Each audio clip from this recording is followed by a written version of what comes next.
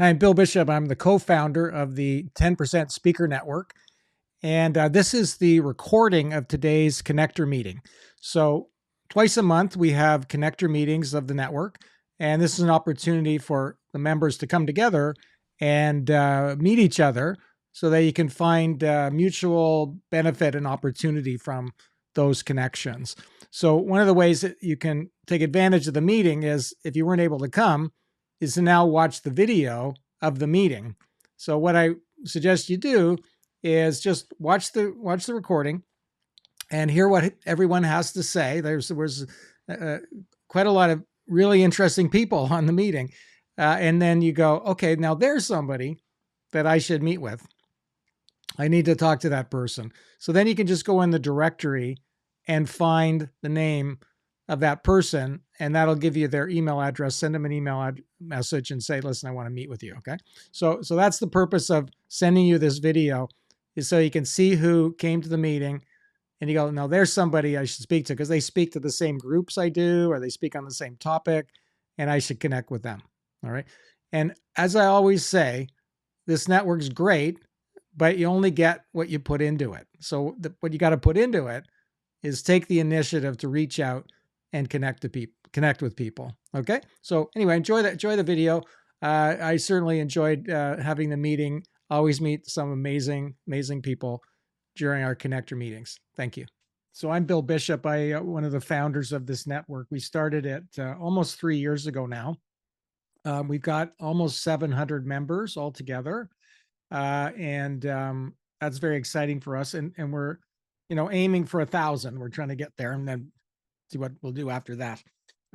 And for those of you that are coming here for the first time, this is one of the ways that you can connect to the members. There's a couple other ways that I'll show you in a minute. And we kind of think of it like a dating service, is that these meetings are one way that you can come and meet some of the other speakers and see if you can help each other out. So we're all about figuring out how to get more speaking engagements. I've been using this methodology for 20 years. I've given over 5,000 talks, whether it was in person or on Zoom or whatever. And a lot of those speaking engagements I got through my relationship with other speakers. They helped me get those those presentations. And I was always saying, listen, if you get me a speaking engagement, you're like my salesperson. And if I get business from that, make money from it, I'm going to give you 10% of what I make. So that was the incentive. So I used that for years. And then Sturdy McGee and I, the other fellow, decided to make it into something more formal that everyone could benefit from. And so that's what we did. And it's worked out really well. So for a lot of people, they've gotten a lot of presentations from this. But those people were always the ones that followed the methodology that I'll just explain in a second. They put something into it. So the first thing is to come to meetings like this, and also to use some of the other tools I'll show you. But the idea is that you're just trying to find people, meet people, and then say, okay, I'd like to have an appointment with that person. So you make a private meeting with that person, and then you see how you can help each other. And it could go either way or both ways, but you're trying to find your core group of people. Okay. And so when you have those meetings, that's when the things will happen, right? So this kind of meeting is just to see, oh, there's someone that I see on there, and I think I'd really like to get to know that person more. And then it's up to you to reach out to them and make that appointment, okay? And then things can happen. So I did that with a couple of people that talk about kind of what I talk about, which is like the future of business and things like AI and so on. And we collaborated on a webinar, and we made about $50,000 from that one webinar, and we split that money equally.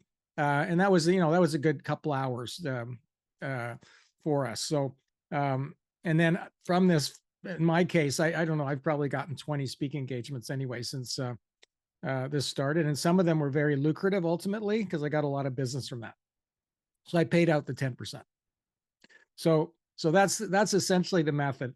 Now there's a couple of things here, tools that we have that are, there's three of them, and one of them is very new, and I'll share that with you in a second. But let's go back to the standard ones. So the first thing is the directory itself. And the directory is really a bit of a gold mine, actually, because all the members have put their information in there.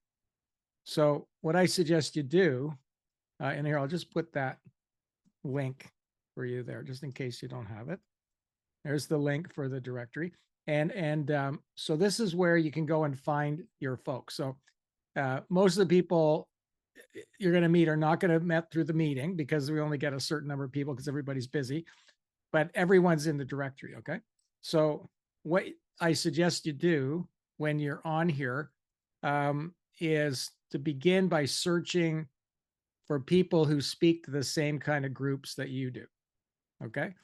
So because they're the ones that could help you get to see into that same audience. So in my case, I work with business owners, CEOs, entrepreneurs. So I might go into this search and put in entrepreneur.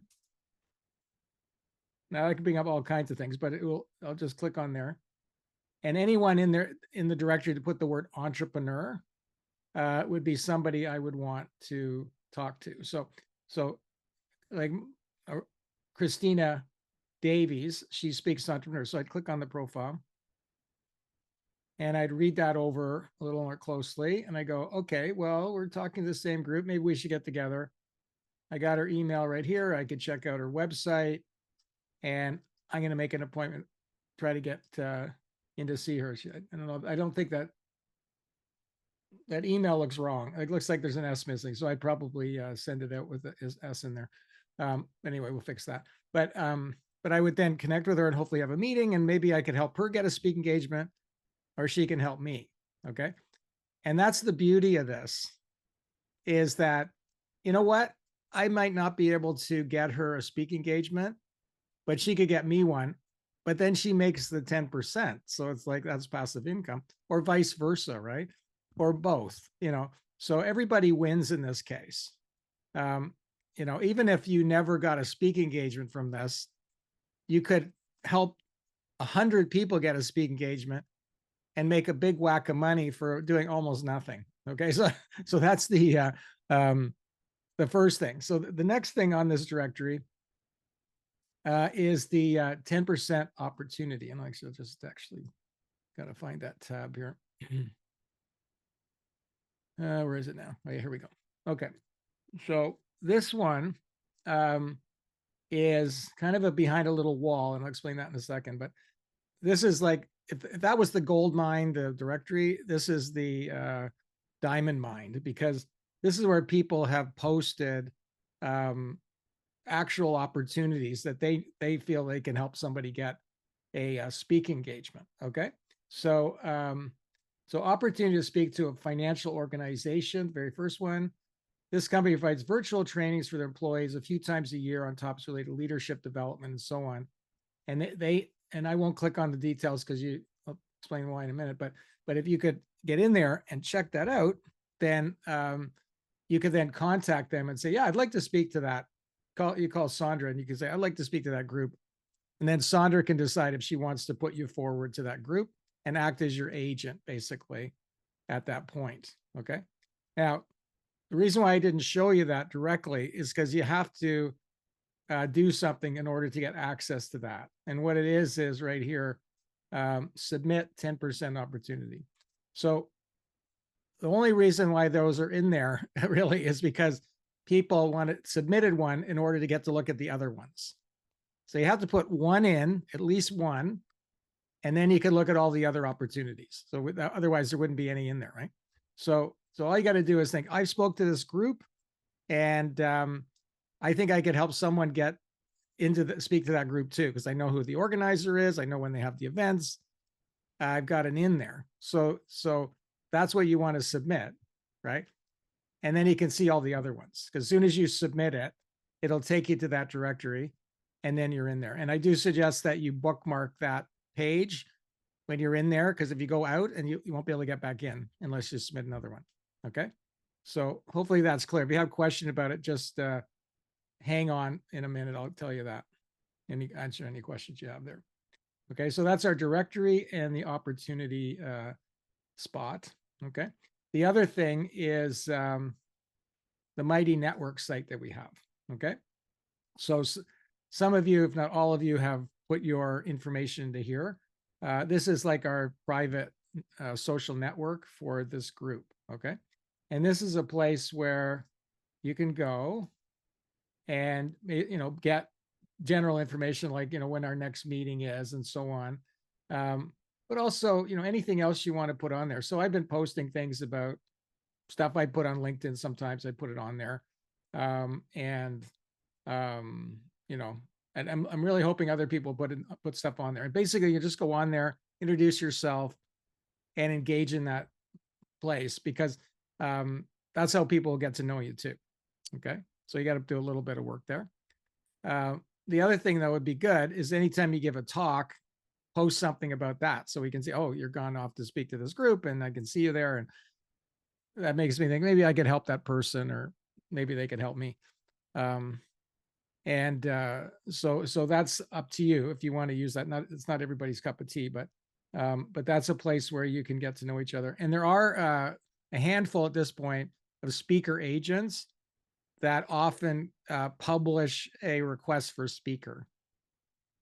So one of those agents did post one last year, and I was right on it, and I saw it, and I said I want to do it, and I got the gig from that, because they needed someone like 2 days later, and it was a virtual thing. So I said, well, I can do that for sure, and I got that gig right away. So there are speaker agents on there, and as we go along, I'm going to try to find more of them to participate in that, because they're looking for speakers all the time too.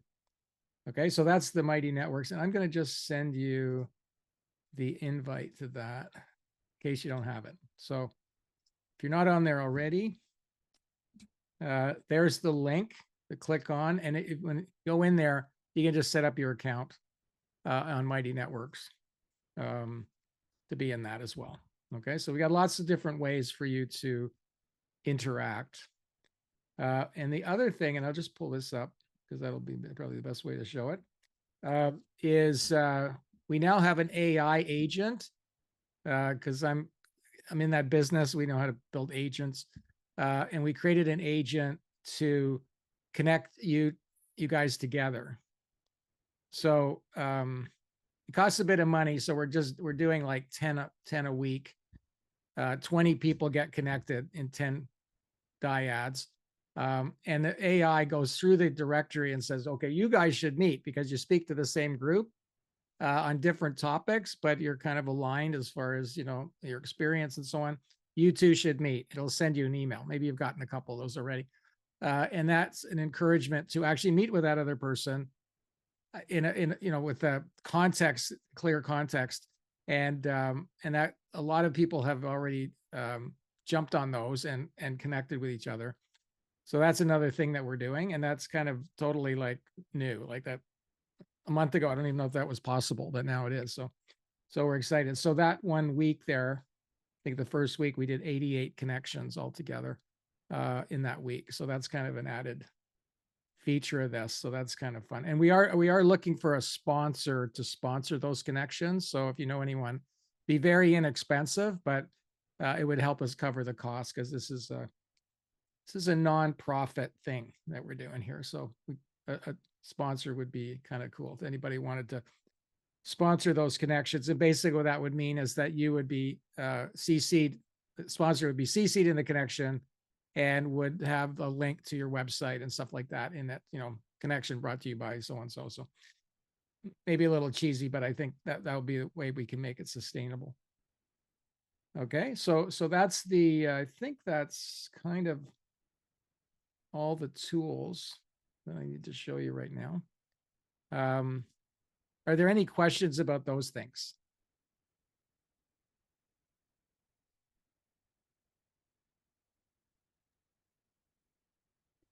Well, Bill, thank you so much for putting this together. First of all, this is Marcellus Lindsay. Hi there. I'm quite curious because it's one of those things where there are so many different platforms where, I can engage and I can share. And Yeah. it's important to think, is there a particular theme that you'd like us to really start off with to get some traction as far as posting stuff in here? Because I guess you can see my Yeah. LinkedIn on LinkedIn. But I Right. feel it might be beneficial if we kind of focus on something that is kind of away from LinkedIn. You know what I mean? That we feel like it's Yeah. going to Yeah. be sticky to want to Well, come back here. yeah. So it's deliberately not on LinkedIn because we just wanted a place that was just about this, right? And so it's a great question. And one first thing to do is just post something, say, here I am, hello, and this is what I speak about. Put your picture on there, and just introduce yourself to folks. And then, anytime that you're giving a talk, you could post that. That would be good, right? Say, yeah, I'm going to go speak to this association, and they're in Atlanta, and this is the group. Um, and even post a selfie at that thing might be fun. And then we can kind of see what you're doing. And then you could even say, which would be very helpful on point, would be, this is how I got this speaking engagement. I used a speaker bureau, or I did it on my own. I filled out a form online, because that's the main theme, right? Like, we want to get speaking engagements. That's the problem we're solving here. Get more speaking engagements. And however you did it, we'd like to learn from that, if there's something we could learn from that, right? So I think that would be the most appropriate things to post there. So, right. But wait, not start you posting the kind of things you might put on LinkedIn about, different stuff. Like, you can do that, but LinkedIn's the place for that, I think. Right. So it's just about the speaking engagements. Anyone else have a point? Yeah. Okay. Yeah, Margaret. I was looking at my screen. It was very small, so I'm wondering, could you send us those links in our mail to us so that I can do this in my own time? Because, as you know, I'm very, very busy all over the world teaching. So, Yeah. I would like. I've been connecting with you for over 18 months, getting your emails, and I would like to. It's slowed down a bit now, so I would like to really spend time looking at your site and seeing how I can help out. Yeah, so I'll send out a follow-up message about this meeting. It's being recorded, so I'll send that out. And in that, I will include these links. Yes, thank you so much. Okay. Yeah, so I'll put that together this afternoon after the meeting. So, yeah. Thank you. Yeah. So Okay. I'll cut myself off again. Oh, that's okay. All right. So now, if there are not any other questions, maybe. I just one more, Bill. Okay. This is Marcel Slindsey. I'm the curious guy. No I've been problem. doing this for a while myself too. And the cool thing is I have a bunch of stuff. There's even people that I know and I've worked with before, Yeah. like Warren Cass, Mindy Gibbons Klein, and stuff like that. But the thing I'm missing from the profile, because if I'm going to be almost acting as the agent for Yes. myself when I'm doing my own gigs, Yeah. it's one of three things. It's, do you have a network and a following that is going to Yes. make it an advantage for me to pay you? Right. Do you have money to get involved? This is not just for speakers, in where you're going to, help make this event big, right? Yeah. Or are you willing to put in the effort? And it's usually two of these things. But Right. on the profiles, I can't tell the reach and impact that this person's have. So part of my thing is that I can bring is I know I have a list of X. I have a Yeah. following of Y. And so Right. therefore that kind of gives a better reason, because I don't know the people personally, than saying like, oh, I know this person on the 10% speaker network. That in itself does not have the pull for people to want to pay, good money for a speaker. So are you looking at enhancements on the profile to help us, even between ourselves, sort out what kind of Well, impact and those are reach good to match the suggestions. prices?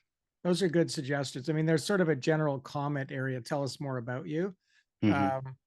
But maybe I have to have, do you have how big is your mailing list or something? I'm Hmm. hesitant to put those things in there because it sounds like we're trolling for something that we're not really trolling for. Yeah, So, I so get I've it. just been a little bit hesitant there, because if I start putting that in there, that people say, well, what's up with this? They're asking for more than I want to give them, maybe, right? I think Yeah. If I could, then maybe the thing is, I don't mind sharing that information when people ask me, because I'm not some big super worldwide something with a Yeah. half a Yeah. million Right. list.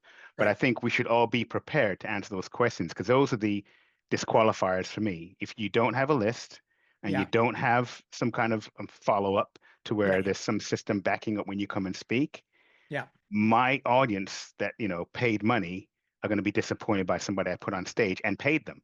So again, No, no, I that's guess it's good. just a Yeah. matter of, So yeah. that's, I think, so if that's your issue, then if you do connect with someone, then those are the Mhm. questions you're going to ask them Yes, sir. and size them up, right? So if somebody contacts you and says, "Can you help me out?" You say, "Well, okay. Well, what's your mailing list look like? Have you got a social media account? Well, how many followers do you have on YouTube? Yeah, yeah.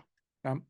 Those are all the questions that you want to have answered. So, Yes, sir. right? Yes, sir. Yeah. So Yeah, I know I would ask. I was just trying to those are kind of very good. help I myself just, filter people out, because if I'm going to be spending time, even though it's a 10%, I yeah, just want to make sure that I got to cut through get rid of the chaff yeah. very, very quickly. So I appreciate you answering the question. I really appreciate that, Bill. Thanks. Yeah, well, that's given me something to think about, I guess, there. So, yeah, but we all have our criteria, and that actually leads to another point, is that it's all about discernment. Okay, so we're not really in a position to vet every person that signs up here, right? So you're the one that has to do that. So if you're going to refer someone to a organization to be a speaker, you're acting as that speaker's agent at that point. So you wouldn't just go, "Oh yeah, okay, whatever, here, go." No, you'd say, "I'm going to have a conversation with you," right? And then you could ask them whatever questions you want and size them up and say, "You know what? I don't think you're quite right for my group," and that's it. Or you go, "I'm thinking this would be good. I think you would be good for my group that I know about." So that's the judgment that you have to make, and you have to make that based on your criteria. And that's why, I'm not saying everyone in this group is the gold standard here, right? But you're going to find them if you just meet with a bunch of people. And so I always say that what you want to do is create your A team from this. This is like the farm club, and then you're bringing them up to the farm from the farm team.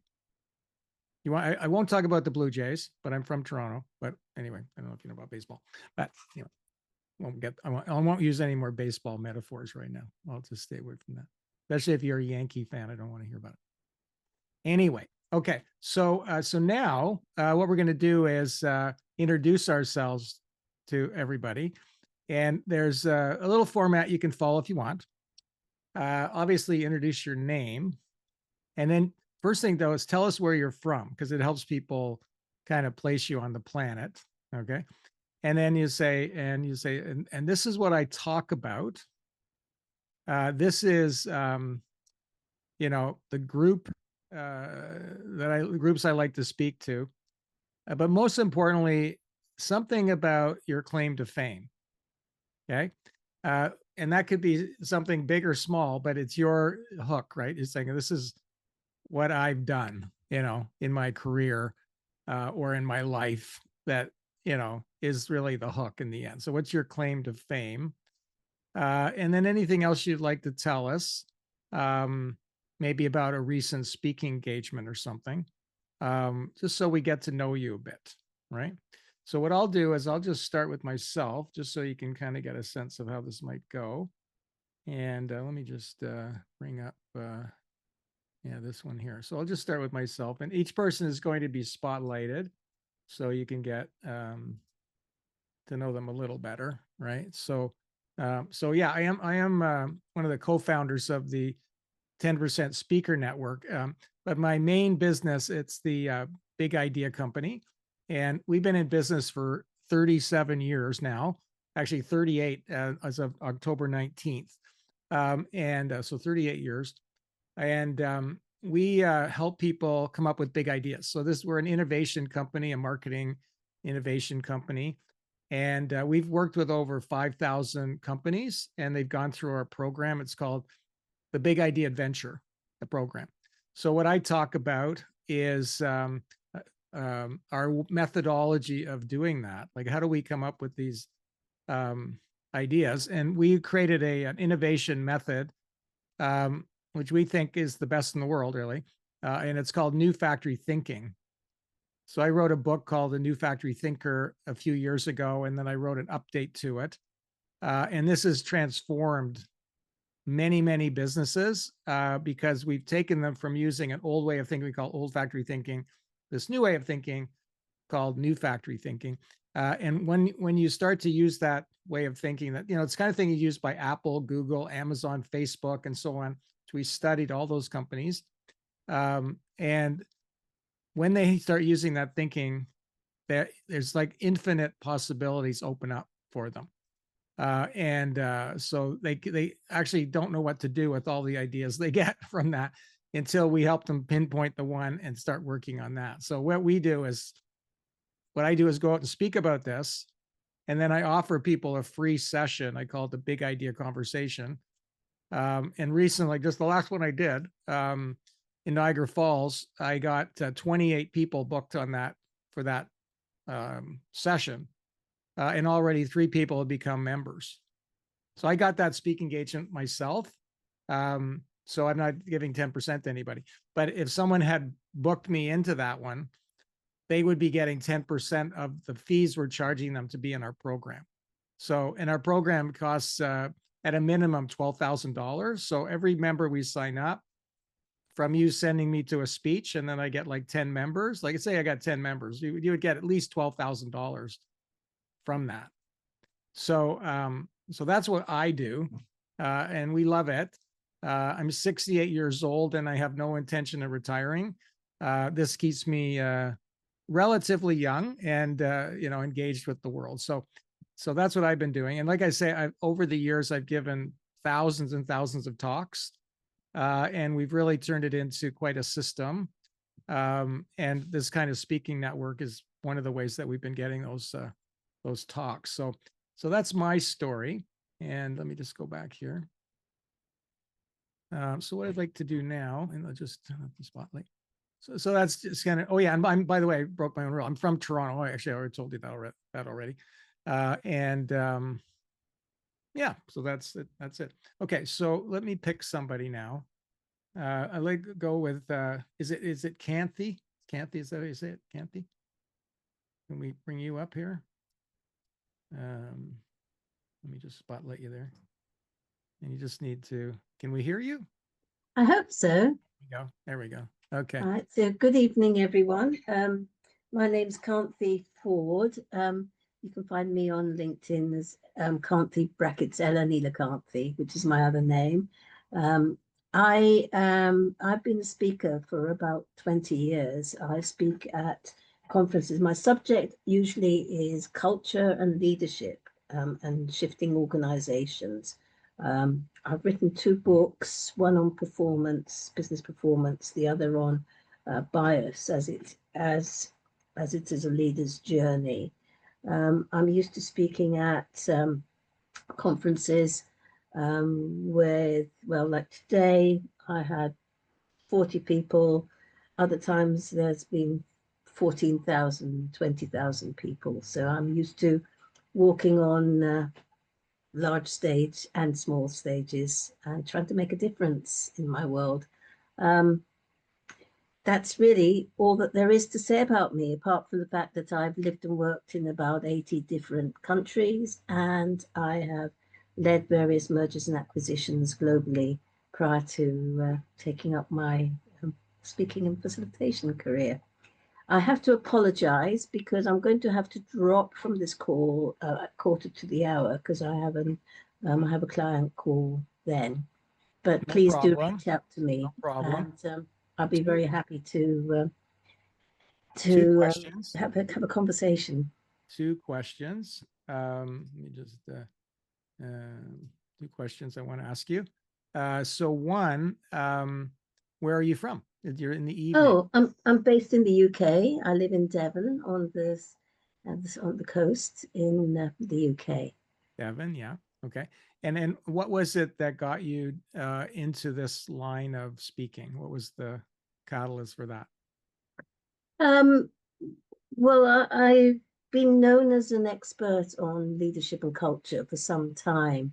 I used to be bothered about walking onto stages, and then, about 26 years ago, I used to be bothered about speaking in a room, and then I walked onto a stage, and I thought, oh, there's 5,000 people here, and I have no problem with this at all. And so it's kind of like it's probably partly the adrenaline, and partly it's just I'm having to think on my feet and manage my conversation and the questions I get asked, depending which country location I'm in. Right. Okay. Well, that's great. So you felt really comfortable with being on stage, and you discovered that very early. Yes. Okay. Great. Okay. So let's go to the next person. Who would you like to volunteer? Margaret. Margaret seems like she really wants to do it. So we're going to pick Margaret here. Hang on a second. There you go, Margaret. Go for it. Okay, let me just get rid of that. Hi, thank you. I'm like her. I'm British, and unlike her, I'm 83 years old. And I started working with my psychic skills at nearly 3 years old. I would run up to people and give them a message that people were okay. And I only really remember one where I told this woman Sam's okay, and Mum was a cripple. She had arthritis and so on her feet, so she was really angry with me, which made me remember it. But the woman turned around and said, "Oh, you don't know, I just got a message from the War Office that my husband is missing in action, assumed dead, and your daughter's just told me Sam's okay." And that locked me into believing that I'd heard the voice of God when I was 4.5. There's so many stories. I've written 10 books. I've got 10 more, no, 20 books. I've got 10 more to go. And I too have traveled the whole world teaching in so many different countries. And I do online videos and all sorts of things. And the reason I come here with you is I want to reach out because I'm looking for the people who were down in the time of Jesus's life. I was down, and we need to congregate, not for being Jesus stuff, but for coming together and making this Aquarian age understand that we are not in the Piscean age, we are not fighting, we are not angry, we're not conquering people's lands, but we are coming to unification in transition to realize that we all have something to offer one another. And that's why I've been watching you. So that's what I basically wanted to share. And you can find me all over the web, videos and books. Things. And so was that person's husband okay? Well, they weren't dead. Which person are you? Well, you said it when you were a little girl. I never heard from her again. Okay. But that stayed with me. And when I heard the voice of God and sound around, it's all in my book, My Journey into the Oneness. He said to me, "My child, you will know great suffering."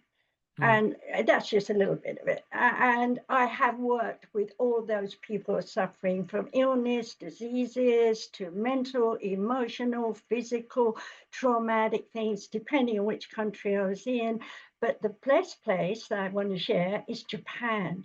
I had over 28 years going backwards and forwards to Japan 3 times a year over the Pacific, coming to England, doing the Mind, Body, Spirit events and all of those. And I was known as Margaret Rogers then, because that was my second marriage, and then I had a third marriage. So I put the names together because I didn't know it at the time, but because the Oneness told me, and I'm the only Rogers Van Coops in the whole world. So I'm found very easily, and I didn't know that when I did it, but the Oneness always leads us.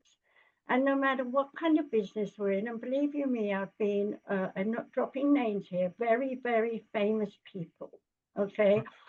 And it always comes down to— You can drop some names. We like name dropping. The Shah of Iran before he died, Okay. Princess Margaret, Diane, just to mention a few there on that side that passed, because I can talk about them. But it's not about who I am and what I do, but I can read anyone. Everyone is born with a soul structure coding, which gives you your personality and character, that brings in your soul and your spirit. that gives you your talents and skills from past lives. I wasn't trying to promote me here. I just wanted to reach out and Well, let we want to get to know you a bit. Yeah. So that sounds pretty amazing. I want to hear about Lady Diana or Princess Diana. Oh, well, I didn't actually Not now. have. It's okay. It's a big topic. Okay, we can do that privately. Okay. Okay. You have my email, so just drop her up. But I'm sorry, Well, I too have to go because I have an appointment as well. Okay. But, Can you pick someone else to speak this next? Yeah, but how many people are here? Because I can't see everyone. As long as the people you can see, anyone you want to pick. Him. Tim? What's your name? Rodif or something. Hello, this is Rudy Fredericks, Rudy, but I Rudy. don't Yeah. know how the F is always added to the Rudy. Yeah. Thank you. I have to leave you. I'm sorry. Okay, bye, No no problem. problem. Thanks for coming. Okay. Bye bye. All right. All right. So, okay, so your turn. Hello, I'm Rudy from Belgium. I'm an operational excellence consultant in my normal job during the day, and I'm also a keynote speaker globally on subjects of people management, asset management, operational excellence, and artificial intelligence. My main focus for the moment lays more in the Emirates kind of countries like Saudi Arabia, Oman, and also Egypt and that kind of countries. The closest that I'm going to do in November is Barcelona. So that's me. Barcelona. Yeah. So how did you get into doing this kind of speaking then? I like to speak about people management, so that I get invited in Belgium to a conference, and there I was picked up a few people, and so over the I'm speaking now for more than 8 years. So and then you get into some kind of a network, and my network is mainly asset management. So I speak at conferences like maintenance, reliability, and that kind of conferences. Mostly, it's not paid only. It's travel and accommodation. It's for the rest. Now I'm investing in marketing wise to get my keynotes paid now for the moment. Right, right. That's good. So what would be your one tip to people about organizational excellence? What's the most important thing that they learn? Start with people. I'm sorry? Start with people. Start with you. And what would we do by starting with the people? If you look into my model, also it's been my presentation. You can divide the people, 8 billion people, into 3 kind of animals, and that's as a metaphor. The first animal is leopard. There are the people who are really engaged. There's only 30% worldwide is engaged. That's not that much. Then you get your turtles. That is 63% of turtles. They are not engaged. They're just working from 8 till 5. And then you got your foxes, who are the people who work against the system. So try to discover your 13% and build some kind of a project that you are 100% sure that will succeed. And then the turtles will see, okay, if they can do that, we can do that too. So you start with talking to the people, trying to figure out who's my 13%, and then start your operational excellence thing. Besides that, I do a survey normally, and that survey points me out where are the gaps in the systems, and then we take it from there. So we want to go after the leopards. Yes, so in this network, there's probably 30% of them are, I bet you it's higher with this because somebody's a speaker probably already baked in as a leopard mostly. Yeah. So yeah, obviously just to get up on stage makes you a bit of a leopard. Definitely not a turtle. You know? No. So okay, so we're all leopards. We're good. We're good. Okay. Anyway, that's a great analogy. Thank you so much. Let me just bring us back to the main screen here. There we go. And who would you like to nominate for? Abdullah. Abdullah, there he is. Okay, let's bring him up. And spotlight you there. There you go. Okay, Abdullah. All right. Well, hello, everyone. My name is Dr. Abdullah Hafid, and I am based out of Washington, D.C. I'm a physician, and I focus on evidence-based longevity medicine and functional medicine. Usually, I'm kind of younger than everyone here, but I usually focus on medical students and medical residents. Recently, I've expanded to professional networks in the longevity space. I would like to expand that further to work with executives, IT companies, and other business platforms. So so have you been giving a few talks lately? Yeah, I Tell us have. about one. Mhm. So gave one to executives. It was a small talk, was probably about a few dozen people on the science of longevity and how to turn your area into a blue zone. Okay, so what's a blue zone? So a blue zone is an area that's been identified in the world that where people usually live to 100 years old with their activities of daily living so they can take care of themselves, they're able to enjoy life and do the things that they love all the way to 100.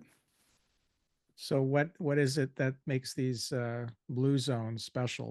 What are the how are the people living? Is there something they're doing that we should know about? Yeah, well, it's multifactorial. There's 5 places that have been identified in the world. They include Icaria, Greece, Loma Linda, California, Okinawa, Japan, um, Sardinia, Italy, and one place in Costa Rica that's escaping my mind right now. But those are the 5 places. And what we've learned from the Blue Zone is that they're able to have a strong social networks. They usually have fresh foods, but that's a variety, different types of meals, but they're usually around a Mediterranean diet. And they Right. usually, right, and they're usually able to do a lot of things themselves, and they have a very mobile kind of lifestyle. Uh-huh. Uh-huh. So those are the kind of things that you're teaching people in your presentations, or some of those, if we're not able to actually live in the blue zone itself, we can live a blue zone life. Yeah, exactly. So how we can bring those types of aspects into the corporate structure, into people's environments, and into their communities. Mm-hmm. So it's not just about living a long time, but it's also living well, I would think. Correct. Quality of life. Yeah, yeah. Well, I think you're on the money with the topic there for sure, because as people get older, they're going to be thinking about this more and more. So thank you so much for bringing that to the world. Now let me just once again see who we can pick next. All right. How about Jerry?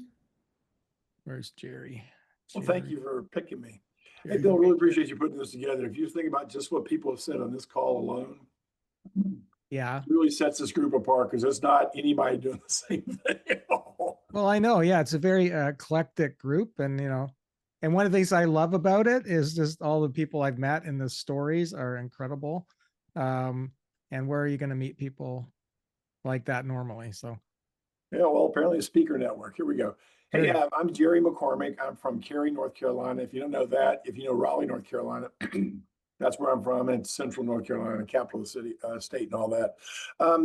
We're transitioning as a company. We are now becoming a workplace safety communication company. Basically, we figured out the primary 5 keynotes. I'm adding one more. We're basically telling people how to communicate more effectively and not be a victim of a crime, or not have arguments, or not have disruption in the workplace, and how we can help people just live better lives. Because we do an interview course now, where interview skills course, where people are like, "Well, I'm not going for a job interview." Yeah, but you're going to Thanksgiving dinner, and how you talk at Thanksgiving dinner is going to be a lot of how you interact with your family members. And when you know yourself better, you'll be able to communicate more effectively. But principally, I do keynote lectures at conferences and corporate trainings on the areas of workplace violence prevention, how to make your facility more safe, de-escalation, conflict resolution, distracted driving, and the interview skills I told you about. Everything I do, the workplace safety and the facility safety, is research driven by 20 years. I'm certified by Homeland Security to do it. So getting up and talk to somebody how to get in or out of the building. I was talking, is it Ruth? Rudif? What's that again? How do you say that? I think it's It's Rudy. Rudy. Rudy. Okay, there you Rudy, go. just call him So Rudy. when Rudy was saying going to these different countries, when I travel around in different countries, be that the Middle East, or be that China or Israel or Europe or even America, I'm actually going into an autism center that's based across North Carolina with 1,200 employees. That's my next client next week. Yeah. And all these ideas about the simple things you can do to make their lives better, the employees, and that helps them serve their clients better because they feel safe.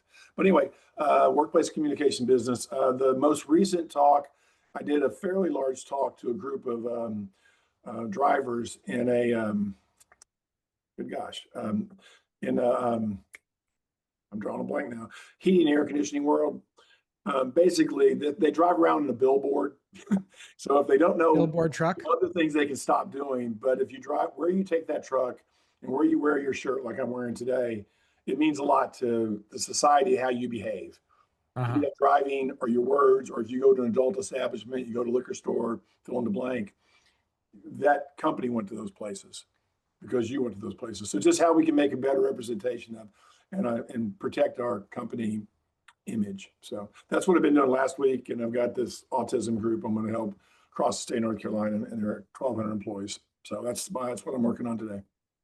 So it sounds like workplace safety is kind of the beginning, but it's really about, and give me the right words here, but it's about workplace functionality, or yeah, it's how you, else. and I think a lot of the folks here that do change management and how we help people with flow that Rudy was talking about, I resonate with what he was saying, because really what I'm helping you do is process improvement, how you get in and out of the building. And really what the thing that gets lost is people think security is stopping them from doing their business. It's actually the opposite. You tell people where they're supposed to be and where they're not supposed to be. And if they're where they're supposed to be, you can give them great customer service. And if they're not where they're supposed to be, you can know they're not in the right place, and there's maybe something not right there. Yeah. Okay. But the great thing It is, sounds like a big topic. Yeah. I'm sorry, forgive me. Sounds like a big topic. Like there's a lot you can talk about, right? Well, it's industry agnostic is one, but the other one is the number one course when I see my offering is de-escalation. Because we feel like in society, if you turn on the TV, it's not going to be hard to see. We don't always agree on things, but how do we disagree and be okay? So right. So it doesn't turn into something really bad, right? Particularly conflict resolution. I call conflict reimagined. My best selling keynote by far is conflict resolution. Be your best buffalo. And I've talked about that before on this network, so I won't bore you. Yeah, that's good. Okay, so let me bring up the group. Okay, who would you like to volunteer this time? I want to hear what Rich has going on. There's Rich. There's Rich. Okay, Rich. Spotlight Rich. There you go. All right. Something's happened to, bear with me. Something's happened. We can see you okay. Oh, okay. Let me expand my, let me just gotta rearrange my, my Zoom. Give me just a second, team. There we go. Hey, everybody. I'm Rich Salon. Most people know me by my nickname. It's Rich the HR guy. I was given that name by the Home Depot when I was on their corporate HR staff. So I'm an HR leader in big company America. I build the Home Depot and Lowe's. Start to build up Circuit City, only have to have them crash it down. Help build Penske and also the 7-Eleven Corporation. Geographically, I'm a recovering Californian, now living life well in Virginia and North Carolina, enjoying both states. Both are great places to live. So, and I'm fairly new at this. My career purpose is very simple. It's helping people find the career fulfillment that they want. That's simple. And I do that in my HR work, if it's consulting, if it's employment. I do it in my books. My first one was Career Trust. The next was Unleashing Your Career. And the third was a blast, The 1-Minute Jerk at Work, which is also the title of my favorite keynote. The method for the 1-minute jerk at work, trying to inspire people to stop tolerating jerk behavior. So HR typically calls it inappropriate behavior. or for variety of sakes, we call offensive behavior. It's jerk behavior. And again, I knew this, but my thing is employee engagement and career fulfillment. I'm also a career coach. I'm also a humanitarian. I hold 3 leadership roles within Rotary International. And yeah, I work to make the planet better. For my speaking preparation, I happen to be doing the 1-minute jerk at work 3 times over the next 3 weeks, but unfortunately none of them are paid. But I'm going to take that time to try and get some photos and some reels to put together a demo reel. Because I still have the website or landing page that I've not done, and I don't have demo reels to offer. Right. So right. am I first up on the speakers bureaus? No. Am I do I know every event planner in the country intimately? No. But the day ain't over yet. So Let me ask you a question, but if I could. So if there's a jerk at work, how do we deal with them? Like, just give me the number one thing. We could probably talk for an hour, obviously, but what would be the number one thing to do when you got a jerk at work? seek to understand why. Okay. Have they been directed to it? Is it a blind spot? Is it part of the culture? Is it how they're being groomed? Seek to understand so you can determine your offense, Okay. which is intervention. Hope is not a strategy. At some point, someone's going to have to intervene and help this person help themselves. There's something going on there. We need to find out why they're being that way. Absolutely. The other, though, I have a new branding as well. It's called I'm called the Jerk Authority.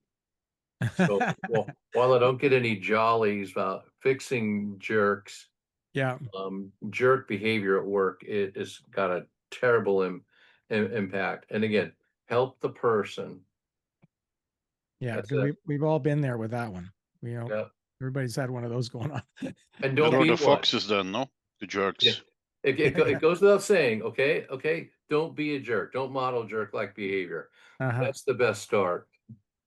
Exactly. Okay, I think we've got 2 people left, Marcellus and Michael. So who do you want to volunteer here?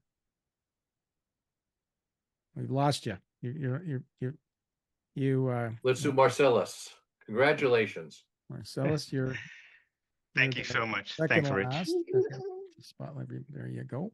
All right. So tell us all about yourself. Okay, my name's Marcellus Lindsay. For those who can recognize different accents, I was born in Birmingham, which is in England, but I was raised in Houston, Texas, and then I worked a long time in New York. So I have That's a very good British combination of accents there. Like, come on. Yeah, it's crazy. But the blend, I've worked in my career over the past 30 years, worked with organizations who needed to translate American to English British because it's a cultural thing. So I work in business change and transformation. So right now I'm based in the UK. And what I found in my career over the 30 years is that when it comes to change and transformation, most organizations are doing it wrong because they're trying to do too much too fast. And the most effective way to implement change is incrementally. And basically, I work with team leaders and the organization leaders for the organizations to take them through the 3 stages of leading themselves through personal and then professional change in order to then equip them with the tools, the skills, and the understanding and insight to lead organizational transformation. So we start off with very simple things that they can control for themselves, then they can control for their teams, and then through that whole ambassador network they've created with people who have been on the journey and understand it, they can then lead their organizations through that. And one of the things that I focus on right now, working with some of these leaders and the individuals, who are the people out there like a mid-career kind of thing. The kids have left. They've gone off to university. They've gone off to college. And their excuse for working hard in something they don't enjoy has left. And they're saying, what can I do for this next stage of my career? So I take them through an understanding of their purpose, their passion, and their professional experience to create what I call the career trifecta. By combining all of that to help them map out the the next stage of their career, which is going to be far more fulfilling and in many cases far more profitable for them. So I do that through a little program called the Career Trifecta Challenge, which is like 4 Saturdays over a month where they work in a small cohort and they help each other through this journey. And at the end, actually build a roadmap using AI to help search out opportunities and help them have more choice. And choice is freedom.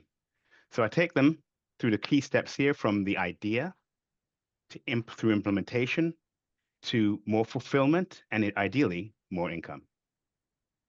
So that's sounds like a good package. The career trifecta. Yes, sir. I'll just drop it in the I'll drop it in the chat. Yeah. Have you written a book about it yet? Yes, sir. So I have the book on it, and in fact, what you can do is even just through what I've shared with that link there's a clarity scorecard, which will help you understand where you are on the purpose, passion, profession, and the level of clarity you have. Because typically the people who are clear are making better decisions for the next stage of their career rather than spending the next 5-10 years being miserable. You don't have to. Some people are actually finding ways to make these hobbies that have been on the side a paid hobby, so they're still earning in their regular thing until retirement, but they're doing something that's fulfilling and enjoyable and making more money. It sounds amazing. Thank you. That's really, really great. So we have one more person left. Michael? Thanks for coming. Marcellus. So I think Michael, eh? Yeah. So let me just spotlight you there, Michael. There you go. So hi, good evening. Good evening. I guess you're from the UK too. Good guess. Good guess. Yeah. It's not the evening. So my name is Michael Stewart. I'm based in York in the UK, and my standard joke when I'm on things like this is that I'm based in Old York, not in New York. So there we go. 2,000 years we've been here. Okay. I've been a business advisor and speaking for about 15 years now. I started off talking about marketing related topics and educating business owners about what marketing is and how they benefit from it. And I then developed a methodology and framework on how business planning is crucial across business. And that drives continuous evolution and higher performance. And out of that came vision, mission, and values. And that's always been a thread through my work because they underpin marketing, they underpin business performance. And for me, they underpin the development of a culture in a business. So my keynote now is really to take apart what culture is in a business. Or I take it apart, put it into pieces in the presentation. And I look at the corporate why. Simon Sinek obviously starts from a personal perspective about start with why. But what I do is look at the corporate why and show how a strong culture can drive extraordinary outcomes in business and in life. So my target audience has always been kind of 5 to 50 million pound business owners. They may have a senior team to help them or not, but what they're looking for is the key elements to make their business stronger, more profitable, and more economic. And I think a lot of these people have culture and they don't know where it comes from. And if they want to sell that business, they've got to codify it. They've got to understand what that culture is, understand what drives that culture so that they can make themselves redundant from that business and exit it. So I hope that all makes sense about how I take culture to bits and show how that creates high performance in the team. That sounds great. So when you talk about a strong culture, right? I mean, is that the key, or because you could have a strong, terrible culture, right? So well, yeah, we're going to assume it's a good I've worked culture. in a few places that had very strong, really bad culture, right? It's like, get me out of here. So, and then you talked about values. Yeah. So what makes a good, strong culture? What would be a key component of that? I think the vision, the mission, and the values are the foundations of the culture. Okay. If we can get everybody aligned with what we're trying to achieve, and I see vision as being what do we want to be famous for? Mission is why do we get up every day and what do we need to focus on? And the values are the behaviors that we value and reward. If we have that, that's the foundation of a culture. And I share various examples of high performing teams that have a culture. I avoid like the plague talking about sports teams because it's really easy to talk about sports teams because they've always got a really straightforward vision. We want to win the World Cup. But actually what I end up using is the Red Arrows as an example, and I use a lifeboat crew in the UK as being the best example of my favorite of a high performing team where we can get people to work at a really high level, even put their lives at risk, and they don't get paid for it. If we can create that, there must be something stronger that's motivating these people, and that's part of being part of that team. So, you know, that's how it works in the UK. So that's what I talk about. Well, that's a fascinating thing, and so much to talk about and to hear about in your talk. So thank you for coming. Thank you to everybody for coming today.